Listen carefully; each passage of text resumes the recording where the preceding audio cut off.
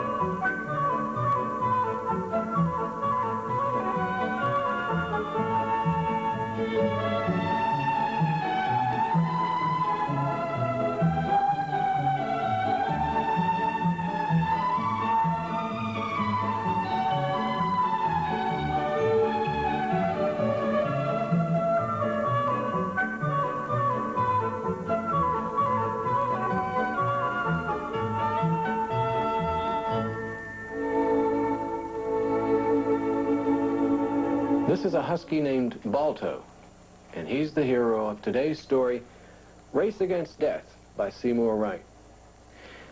This true story started back in 1925 on a cold winter afternoon in January 21st at 4:30. Dr. Curtis Welch got a call from Mrs. Stanley. She wanted him to come have a look at her 6-year-old son, Richard. When Dr. Welch got there, it didn't take him long to diagnose Richard's illness. He'd already seen it in 2 or 3 other cases. It was diphtheria. Dr. Welch knew how contagious and how deadly diphtheria was. He knew that the germs were passed through the air by coughing, and with all the people indoors for the winter, those germs would pass even faster. So he rushed back to the hospital to see how much diphtheria serum he had, and he had very little, not enough for even one person. He knew an epidemic was about to break out and something had to be done. He had to get serum, much more serum. But how could it be brought to Nome? Nome was completely iced in. Ships couldn't get through, there were no trains, and in 1925, airplanes couldn't fly in air that was 40 degrees below zero. The radio in Nome often clicked busily, but so far today had been a quiet one. Sergeant Anderson was a little bored. He stretched and looked at his watch. Another hour and he'd be off duty. The door of the shack suddenly swept open, bringing in a gust of snow. Anderson recognized a good friend. "Oh, you look frozen. Help yourself to some coffee, Doc." Dr. Curtis Welch unbuttoned his coat and pulled off his heavy gloves. "Thanks. I can sure use some." Sipping his hot coffee, the doctor was thoughtful. He had just come from a meeting at the mayor's office, a meeting he had asked for. The town's leading citizens had all been there. The worried doctor had told him the bad news. "I'm afraid diphtheria's broken out. We've had 2 deaths so far." and another little boy is very sick. I'm sure there are other cases we don't even know about yet. Gentlemen, we may have an epidemic on our hands. The faces around the table were grave. They all knew how serious this kind of problem could be. Well, how much antitoxin do we have? Dr. Welch shrugged. Well, there's a small amount on hand, but it's pretty old. If things get bad, even that won't last more than a few days. Our only hope is to get fresh serum. Mr. Thornton scratched his chin and frowned. Well, there's plenty of it back in the States, all we'd ever need, but I don't see how they can get it to us in time. Then we'll simply have to find some closer to home, Mayor Maynard said. He turned to the doctor. Curtis, I authorize you to draft the radio message and give it top priority. Have our radio people contact Fairbanks, Juneau, and Anchorage. Pass the word along. We must have serum at once. It's an emergency. We'll take anything they can spare. Dr. Welch nodded. He wondered what would happen if there wasn't any serum to be found. But he tried not to think about that. Now, in the little radio shack, the doctor took a slip of paper from his pocket and handed it to Sergeant Anderson. I came straight from the mayor's office, Sergeant. He wants this to go out immediately, to all stations. The sergeant read the scribbled message carefully. He and the doctor exchanged a slow, thoughtful look. And then, without a word, Anderson sat down at the wireless set. He put on his earphones and began tapping the key. Nome calling. Nome calling. Nome calling. Soon the answer came back. Go ahead, Nome. We're standing by. The sergeant's trained fingers flew up and down, sending the dots and dashes that spelled the call for help. Diphtheria outbreak in Nome. We need serum badly. Can you spare any serum? Can you help us? Can you help us? Just 4 days later, on January the 24th, there were 20 new cases of diphtheria. Dr. Welch knew that he was going to run out of the little bit of serum he had very, very soon. And then a small miracle, a phone call from Anchorage. They had received his message, and they had 300,000 units of fresh diphtheria serum. Now the problem was how to get it from Anchorage to Nome. Well, from Anchorage, it could be taken on a train all the way up to Nenana. But from Nenana all the way over to Nome, the only safe way to take it would be by dog sled.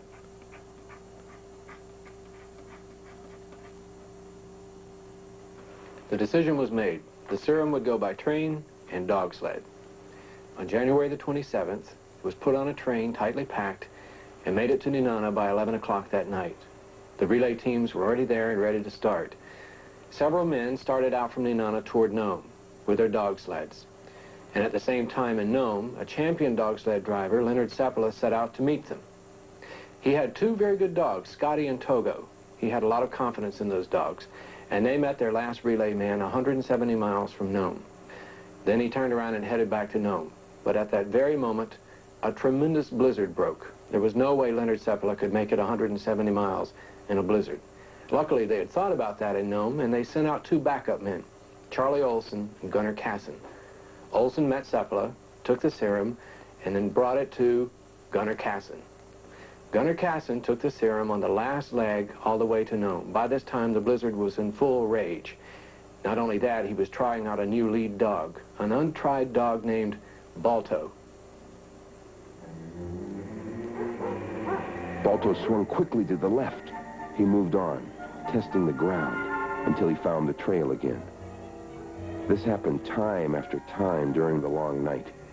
Each time they circled a drift or skirted a patch of weak ice, Balto brought them back to the right place.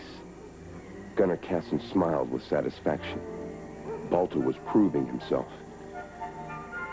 As the miles passed, Kasson felt the cold spreading under his clothes. He hopped off the bar and jogged behind the sled. It made his blood flow fast, and he felt warmer, but it only lasted a moment. Like the other relay drivers, he wore many layers of clothing, and for a good reason. The heat from his body stayed trapped in these layers, giving him a cushion of warmth. But when a fierce wind blew, it went right through the layers. It blew away his cushion of body heat, and there was nothing to stop the chill. This was known in the far north as wind chill. Now Casson felt the chill creeping across his skin. It seemed to crawl into his chest, his stomach, his muscles, into his very bones. He tried running again. He shook his hands and he moved his stiff fingers in their sealskin gloves. He slapped his cheeks, which were beginning to feel numb. The sled crept through the darkness, and the storm closed in. Soon Casson could only see as far as his wheel dogs. These were the two dogs nearest to the sled. Casson knew that somewhere in front, Balto was leading them faithfully. But the driver no longer had any control. He was cut off in a wild, gray nightmare. The sled handles were his only contact with reality, and he gripped them tightly. Balto threw a quick look over his shoulder. He too felt alone. All he could see now were the two dogs directly behind him. Everything else was lost in the whirlwind. The husky yelped loudly to reassure the others. Then he pushed on. Head down, nose to the ground. Find the scent. Stay alert. Keep the team moving. Whatever happens, follow the trail. The sled bumped and tilted. Casson knew they were moving up a steep hill. As they struggled upward, he kept breathing through his nose. His chest felt ready to burst, and he longed to open his mouth wide and take in great gulps of air. But he knew that it would mean frozen lungs, then death. It seemed like days before the sled crested the hill and started down the far side. The tired dogs half slid through the thick, powdery snow. At the bottom, Casson set his brake and the team rested. But in this kind of storm, even resting was an effort. 10 minutes later, they were moving again.